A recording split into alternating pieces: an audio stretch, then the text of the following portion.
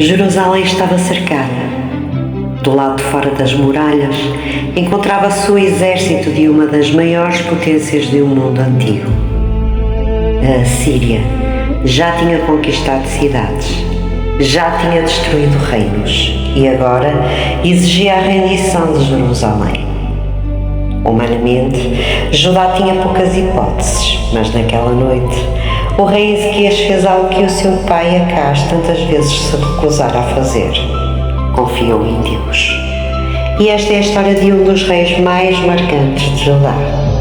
Ezequias era filho de Acás.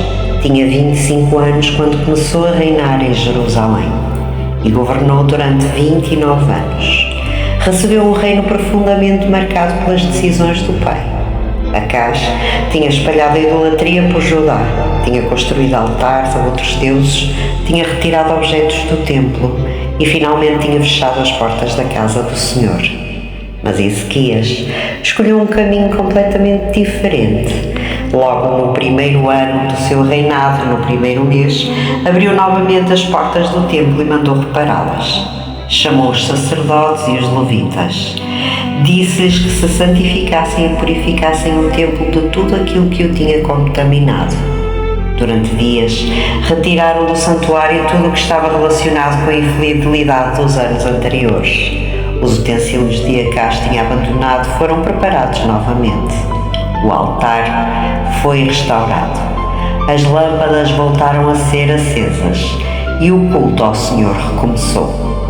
Depois de anos de abandono, música voltou a ouvir-se no templo.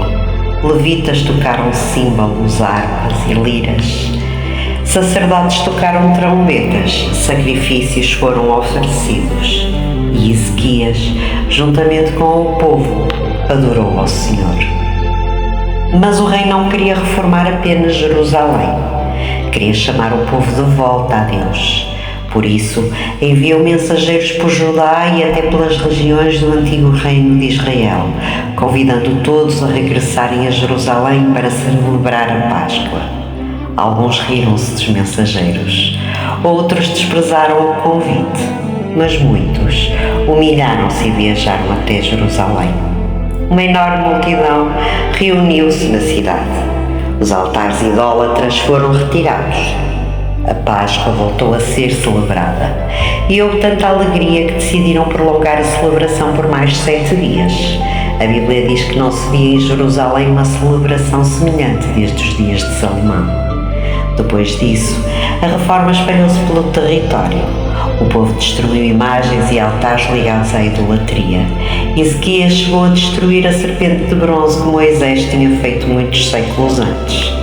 Aquele objeto tinha tido uma finalidade no passado, mas o povo começara a queimar incenso diante dele. Chamavam-lhe Nehushtan. Ezequias compreendeu que até algo que tinha sido usado por Deus poderia transformar-se num ídolo quando ocupava o lugar que pertencia ao próprio Deus. A Bíblia faz uma declaração extraordinária sobre Ezequias. Diz que confiou no Senhor, Deus de Israel, de tal maneira que não houve ouro nem outro como ele e entre os reis de Judá, nem antes nem depois dele. Permaneceu ligado ao Senhor e Deus estava com ele. Mas a fé de Ezequias seria colocada à prova. A Assíria dominava grande parte daquela região. Anos antes, o reino do norte, Israel, tinha sido conquistado pelos assírios. Samaria caiu. Grande parte da população foi levada para o exílio. Agora, a ameaça aproximava-se de Judá. No 14º ano do reinado de Ezequias, Senaqueribe, rei da Assíria, invadiu Judá. As cidades fortificadas começaram a cair. Ezequias percebeu a dimensão do perigo. Preparou Jerusalém para resistir. Mandou preparar as muralhas, construiu torres e reforçou as defesas.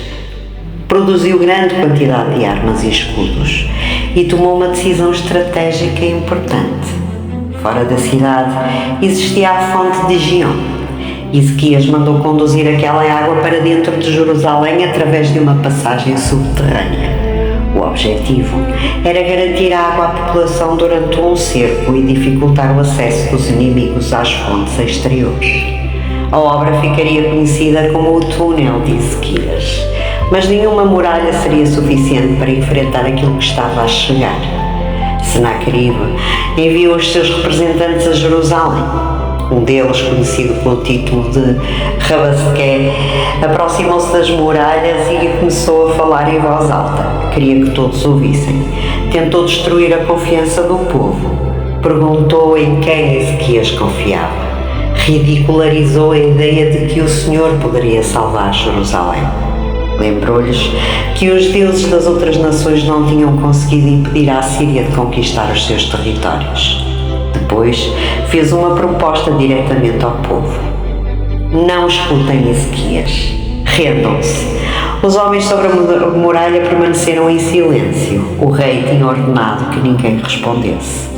Enquanto Ezequias ouviu aquelas palavras, rasgou as suas vestes, cobrindo-se de pano de saco e entrou na casa do Senhor. Depois, enviou homens ao profeta Isaías. A resposta de Deus veio através do profeta.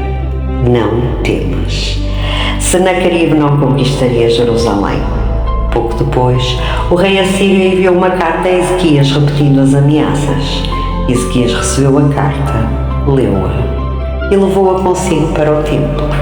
Ali, diante do Senhor, abriu a carta e orou.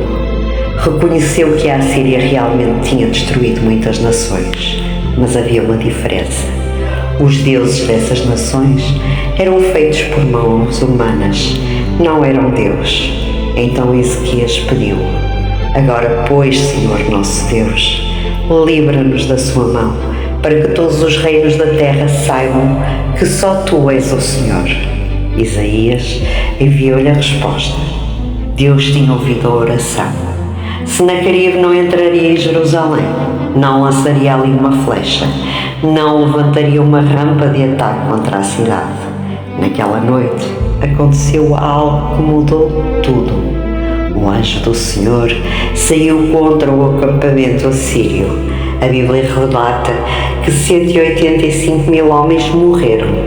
Quando os sobreviventes se levantaram pela manhã, o enorme exército que ameaçava Jerusalém tinha sido devastado. Senaqueribe retirou-se, regressou a Nínive. Jerusalém permaneceu de pé. O rei tinha colocado a carta diante de Deus. Viu a ameaça desaparecer sem que a cidade fosse conquistada. Mas aqui Ezequias ainda enfrentaria outra batalha, desta vez não contra o exército, contra a própria morte. Ezequias adoeceu gravemente. O profeta Isaías foi ter com ele e transmitiu uma mensagem terrível. Põe a tua casa em ordem, porque morrerás e não viverás. Ezequias virou o rosto para a parede e orou. Lembrou ao Senhor como tinha procurado andar diante dele com fidelidade e chorou profundamente. Antes de Isaías ter saído completamente do palácio, Deus falou novamente com o profeta. Mandou-o regressar.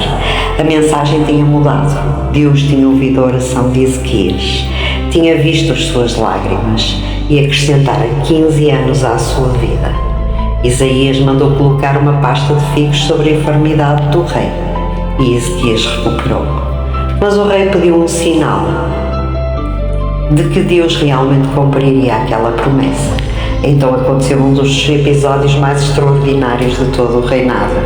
A sombra do relógio do sol de Acaz recuou 10 graus. Ezequias recebeu mais 15 anos de vida. A sua fama aumentou e notícias da sua recuperação chegaram à Babilônia. Merodach-Baladã, rei da Babilônia, enviou mensageiros com cartas e um presente. Ezequias recebeu-os com alegria, mas cometeu um erro. Mostrou-lhes todos os seus tesouros: a prata, o ouro, as especiarias, os óleos preciosos, o arsenal, tudo aquilo que existia nos seus depósitos.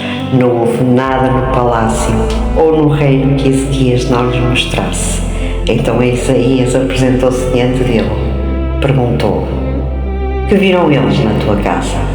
Ezequias respondeu: viram tudo.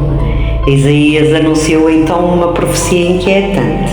Chegaria o dia em que tudo aquilo seria levado para a Babilónia. Até alguns dos descendentes de Ezequias seriam levados para servir no palácio babilónico. A Babilónia, que naquele momento enviava presentes, um dia regressaria como conquistadora. Ezequias reconheceu a palavra do Senhor.